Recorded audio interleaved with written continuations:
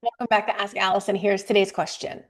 Should I start out taking insurance and then transition to private pay later on if I want to be private pay, or should I start private pay?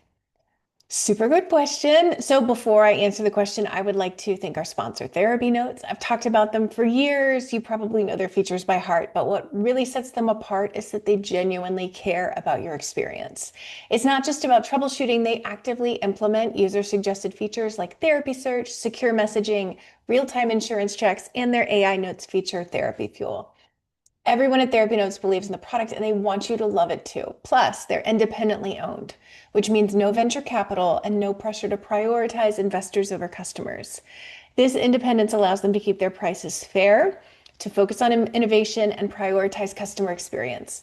With over 100,000 therapists already on board, they've proven you don't have to compromise success for quality. If you're ready to see it for yourself, go to therapynotes.com and use code ABUNDANT for 2 months free. All right. Should you start off taking insurance or just start off private pay?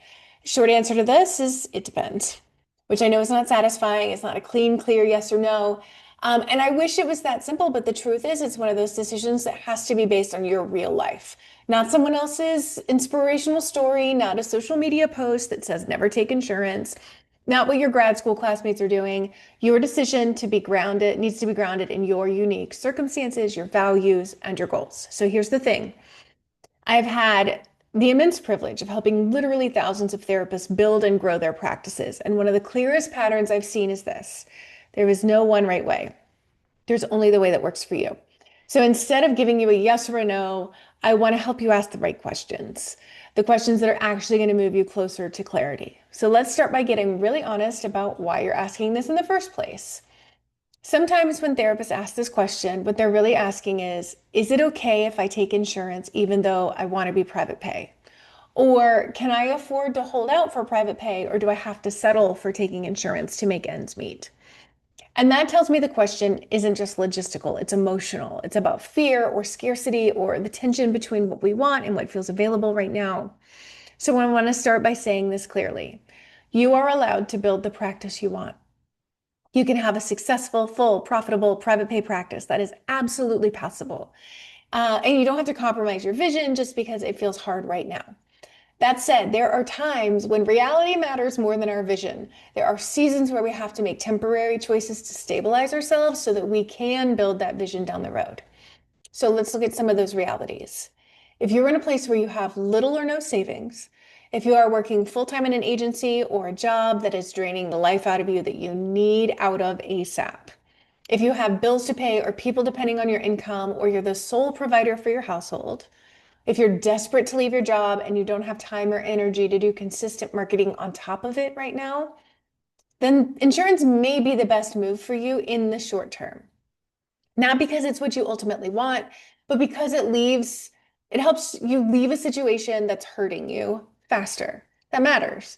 So taking insurance in the beginning can bring clients in the door more quickly. It reduces the amount of time you need to hustle to build up referrals. It can feel like the more stable option, especially when you don't have a financial cushion. But I want you to go into that choice fully aware of the trade-offs, because there are trade-offs with whatever choice you make. So first, if you're going to take insurance, you're going to get paid less. It's just the truth. In many places, you might be getting 50% or even less of your private pay rate. That means you need 2 or 3 insurance clients to make the same amount of money as one private pay client. That's not just about the money, it's about the time. That's more sessions, more paperwork, more emotional labor. That adds up quickly. Second, there's the issue of later.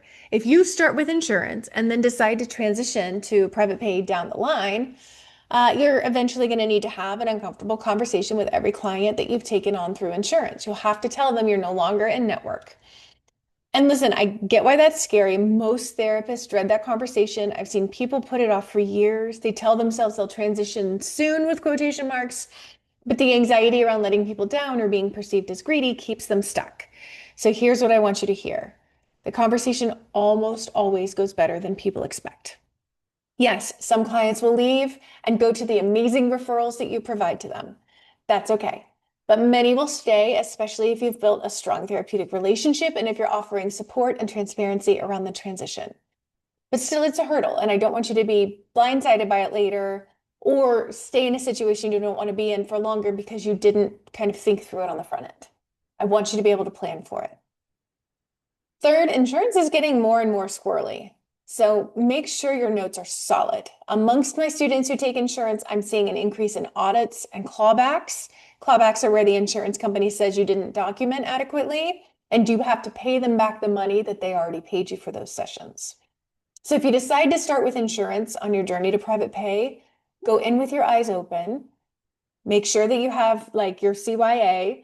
Know that it's temporary. Get really clear on when you're going to know that you need to switch to private pay. That might be based on savings. It might be based on consistent referrals. It might be when you're full. Figure that out. Know that it's a stepping stone if private pay is your goal. And know that you'll need to start planting the seeds for private pay down the line. You should do that as soon as possible. Also, if you're even considering taking insurance, I want you to start that paperwork immediately, like right after you watch this, because getting credentialed takes time. On average, it's about 3 months. And that's 3 months from when you apply to when you're actually in network and can start seeing clients.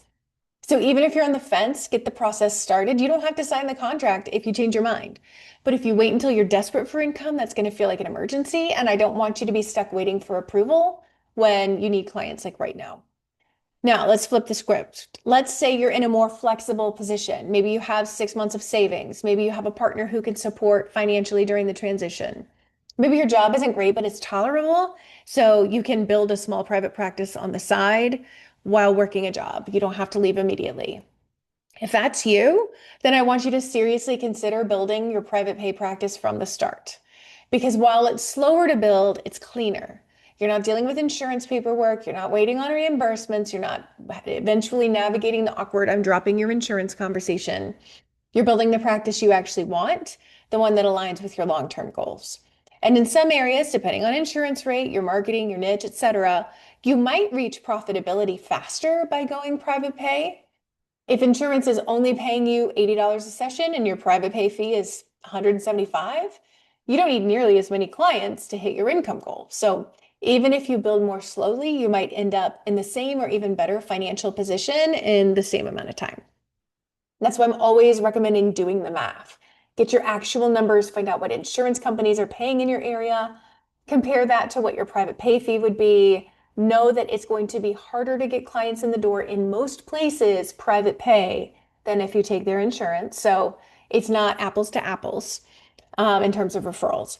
So use your figure to figure out how many clients you need in each of those models to hit your target income. Maybe that's replacing your current income first and then your next income goal, but do the math.